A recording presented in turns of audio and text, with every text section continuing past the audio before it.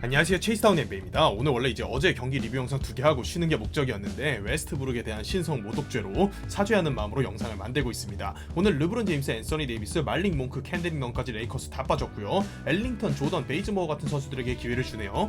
자, 경기 초반 뭐 예상대로입니다. 르브론 갈매기 빠진 레이커스 뭐 하겠어? 네, 아무것도 못하고 있습니다. 특히나 레이커스 하면 이제 노슈터, 원슈터 정도만 배치하는 선발 라인업으로 수비를 강화하고자 하나 수비도 되지 않는 뭐 그런 라인업으로 유명한데 오늘 뭐 그렇게 출발하고 있습니다. 레이커스 득점 올라가는 거 보시면 아시겠지만 올라가는 게 없고요. 반면에 이제 그렇다고 수비가 되지도 않습니다. 뭐 언제나 비슷하죠. 레이커스 선발 라인업 기대가 크지 않습니다. 그리고 샬럿 호네츠 같은 경우는 이제 브리지스가 완전히 이번 시즌 터져주면서 라멜로 볼, 테리 로지어, 브리지스 이렇게가 좀 빅3적인 구성을 하고 있죠. 다만 이제 아쉬운 거는 말릭 몽크가 벤치에서 나간 이후에 벤치 스코어 역할을 우브레 주니어가 해주고 있는데 오늘 이제 우브레는 결장을 했습니다. 선발 라인업에서의 막강한 화력을 벤치 타임까지 샬럿이 이어갈 수 있느냐, 이 부분이 관건이고요. 아니, 최다인님 그렇게 좋아하는 레이커스 영상 왜 없습니까? 레이커스가 넣은 게 없습니다. 주전 구간에서 야투 저거 한 개 넣었어요. 정말 뭐 절망적인 레이커스의 선발 라인업입니다. 벤치 타임이 이제 돌아오니까 다시 한번 벤치 타임에서 추격을 하고 있는데 제가 이제 3쿼터에 보겔 감독이 선발 라인업을 바꿨는데 그걸 좀 비교해드리면서 뒤쪽에서 보여드리고요. 벤치 타임에서 나온 선수는 아리자나 베이즈모어 같이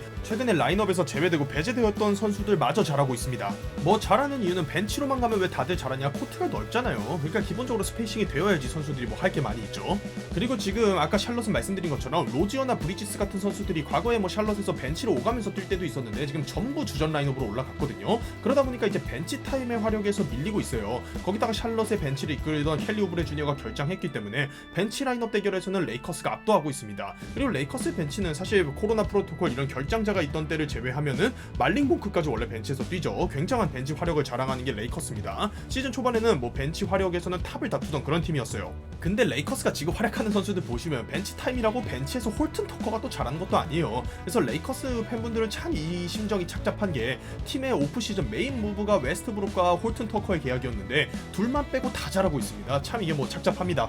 그러면 이 둘이 왜 못하냐면은 지금 핸들러인데 슛이 안 되잖아요. 요즘 슛 안 되는 핸들러는 살아남기 어렵습니다. 그래서 이제 리그 연차가 굉장히 오래된 르브론 제임스조차 이 시대에서 살아남으려고 슛을 장착하는 그런 시대인데 둘의 야투 성공률, 슈팅 능력 갖고는 뭐 어림없습니다.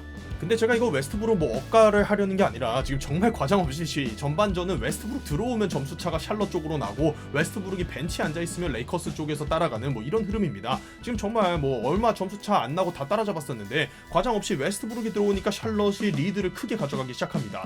그래서 웨스트브룩이 2쿼터 후반인가 3쿼터 초반에 한때 경기가 반 정도 진행됐는데 마진 마이너스 30을 넘게 찍는 뭐 그런 사태가 벌어졌어요. 웨스트브룩의 연봉을 생각하면 굴욕적인 전반전이었습니다. 레이커스 벤치 타임이 다 점수를 많이 따라잡았는데 2쿼터에 이제 다시 그 1쿼터에 나왔던 주전들이 쉬고서 나오니까 점수차가 벌어지고 있는데요. 디안드레 조던의 무지성 드랍백 수비 돋보입니다. 거기다 웨스트브룩의 산책 수비도 돋보이는데 이 둘의 수비는 너무 심해가지고 제가 뒤쪽에 따로 모아놨습니다. 그거를 이제 보시면 좋겠는데 지금 보시면서도 야 저렇게까지 할 수가 있나 뭐 이렇게 보시면 될 것 같아요. 지금 디안드레 조던의 저 드랍백 수비는 뭐 정말 장난하는 수준입니다. 개인적으로 이제는 뭐 도저히 쓰면 안 되는 수준의 선수라고 생각하는데 왜 내보내는지는 모르겠지만요. 어쨌든 간에 뭐 저런 디안드레 조던의 수비 화력을 바탕으로 레이커스가 20점 차의 리드를 허용하고 있습니다. 그나마 이제 여기서 조금 보겔 감독이 착잡하다고 생각을 했는지 선발 라인업에서 3쿼터에는 카멜로 앤서니를 추가합니다. 근데 이런 장면을 보시면은 샬럿이 뭐 수비로 돋보이는 팀은 아니에요. 수비는 리그 하위권에 가까운 팀인데 에이버리 브래들리, 스탠리 존슨, 디안드레 조던 전부 공격에서 떠먹여줘야 되는 수동적인 선수들로 배치하니까 이런 공격이 나오는 거고요. 결국에 스탠리 존슨 빼고 카멜로 앤서니 3쿼터에 넣었어요. 근데 뭐 진짜 그렇게 좀 했어야죠. 제가 이제 요거 하나만큼은 자신있게 말씀드릴 수 있는 게 프리시즌부터 계속해서 저렇게 구성하면 안 된다, 슈터 없는 라인업이다 이런 거를 얘기를 했는데 오늘도 지금 1쿼터하고 3쿼터에 다른 게 뭐예요? 지금 3쿼터에 레이커스가 추격을 하고 있고 1쿼터에는 선발 라인업에서 야투 한 개 넣었는데 스탠리 존슨하고 카멜로 앤서니의 기량 차이가 엄청 많이 나느냐? 그런 게 아니라 구성의 차이라는 거죠. 지금 카멜로 앤서니가 들어가면은 엘링턴, 카멜로 앤서니 두 명의 슈터 구성이 되니까 웨스트브룩도 돌파를 할 수 있고 또 공 흐름이 죽었을 때 카멜로 앤서니가 처리해 줄 수 있고 이렇게 라인업이란 게 균형이 맞아야 되는데 무조건적으로 수비가 되는 좀 수비 열심히 하는 선수들만 신뢰를 하는 이런 경향이 있어요. 지금 보시면 뭐 레이커스의 스몰 라인업이 수비를 잘하는 건 아니죠. 근데 아까 빅 라인업도 수비는 못했잖아요. 시즌 내내 20점 차 벌어지면은 스몰 라인업, 공격 위주 라인업으로 이제 추격한 다음에 젖잘싸하고 패배하는 패턴 뭐 지겹지 않습니까? 시즌 뭐 두 번째 경기였던 피닉스전, 그 다음에 크리스마스 매치였던 브루클린전, 오늘 경기까지 계속 20점 차 벌어진 다음에 추격을 시도하는 라인업으로 가동을 하는데 저는 뭐 개인적으로 이유를 납득하지 못하겠습니다.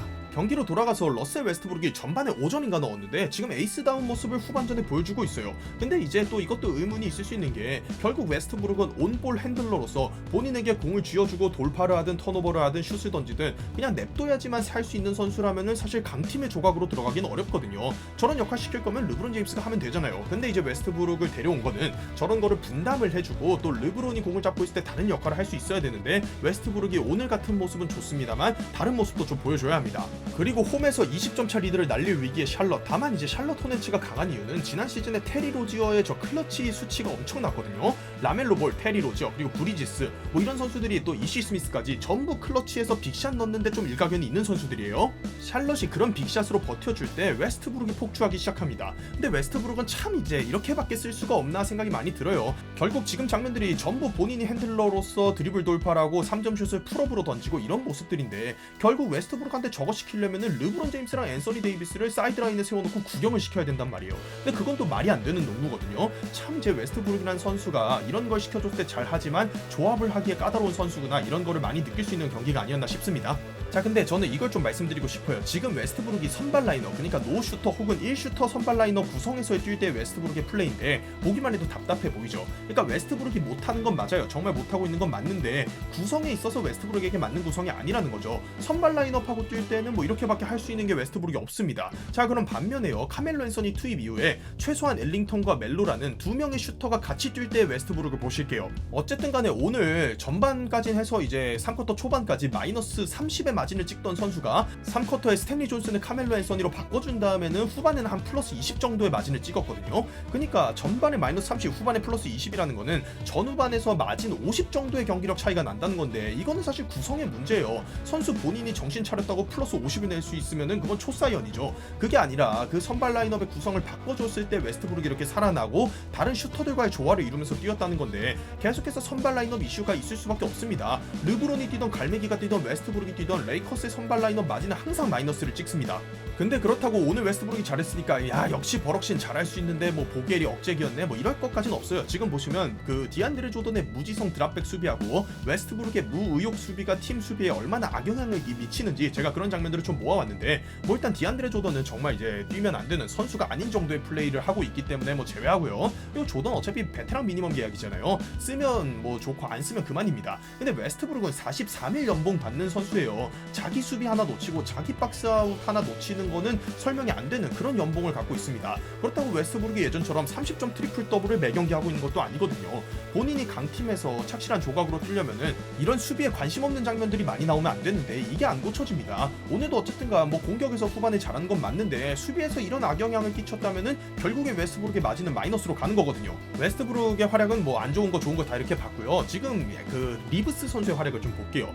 저는 이미 오스틴 리브스 선수가 레이커스에서 말릭 몽크를 빼면은 뭐 캔드릭 너는 아직 안 뛰어봤으니까 모르고요. 레이커스 윙 자원들 중 이미 공격력도 제일 나은 수준이라고 봐요. 리브스에게 출장 시간 30분을 뭐 선발 라인업에서 보장해주면은 분명히 평균 10득점 이상 할 겁니다. 굉장히 온볼러로서의 재능도 있고 이 선수는 이제 알렉스 카루소랑은 공격적인 부분에서 탤런트 차이가 좀 있어요.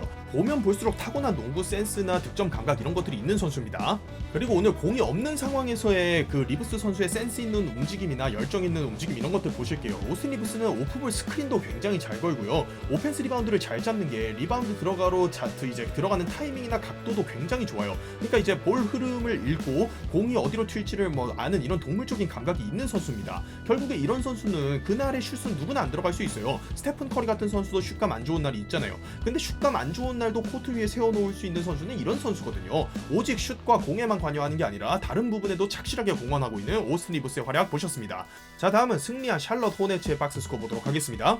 먼저 샬럿 호네츠는요 마일 브리지스가 이번 시즌 완전 스텝업 거기다 옆에서 테리 로지어와 라멜로 볼의 활약까지. 다만 이제 오늘 경기가 아슬아슬했던 거는 전반의 분위기를 완전히 잡았음에도 불구하고 3점 슛이 좀 잘 들어가지 않은 부분이 있었어요. 3점 슛이 36개 중에 11개 30%를 간 넘겼는데 그러면서도 117득점을 했다는 거는 역시나 레이커스의 약한 수비를 잘 공략했다. 그리고 뭐 다른 부분에서 공격이 잘 됐다. 하지만 3점 슛이 아쉬웠다. 3점 슛이 뭐 35%이 정도로만 들어갔으면은 거의 130점에 육박하는 득점을 내면서 보여주면서 이길 수 있었을 텐데 오늘 마일 브리지스 그리고 테리 로지어, 라멜로 볼, 벤치에서 이시 스미스까지 4명이 20득점 이상을 해준 것 치고는 아슬아슬한 경기였다는 건 수비가 역시 좀 아쉽습니다.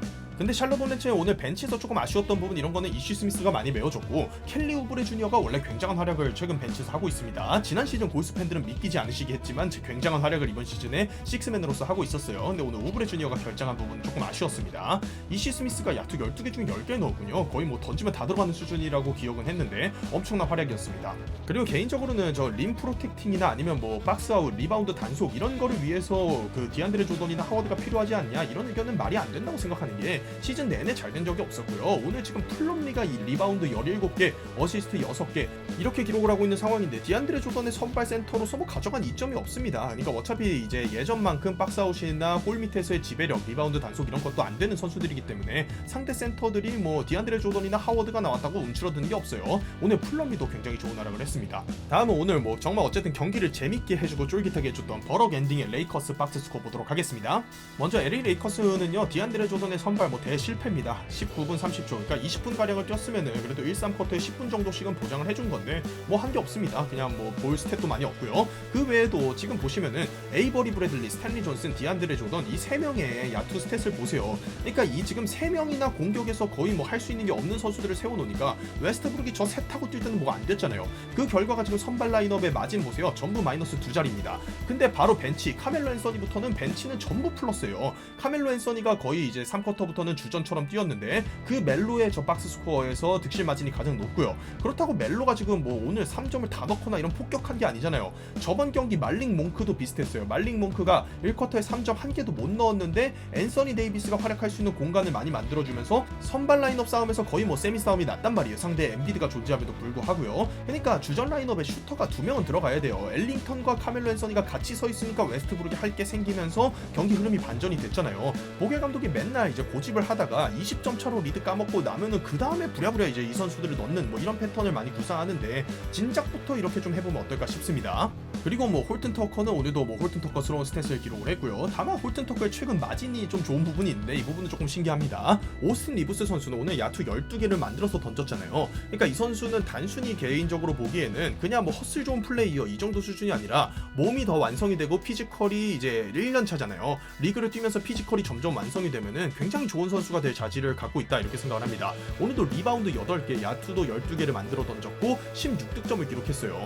오스틴 리브스는 앞으로도 뭐 레이커스 팬분들이 아니셔도 좀 주목해서 볼만한 그런 선수가 되지 않을까 싶습니다. 레이커스와 계약도 2년인가밖에 안 돼 있기 때문에 그 다음에 또 다른 팀 선수가 될 수 있기 때문에 다른 팀 선수들도 이 리브스에게 좀 눈독을 들이지 않을까 이런 생각이 듭니다. 그리고 켄트 베이즈모어의 활약을 하나 짚으면서 하고 싶은 얘기가 있는 게 켄트 베이즈모어가 최근에 선발 라인업에서 완전 밀려난 다음에 로스터에서 밀려났었죠.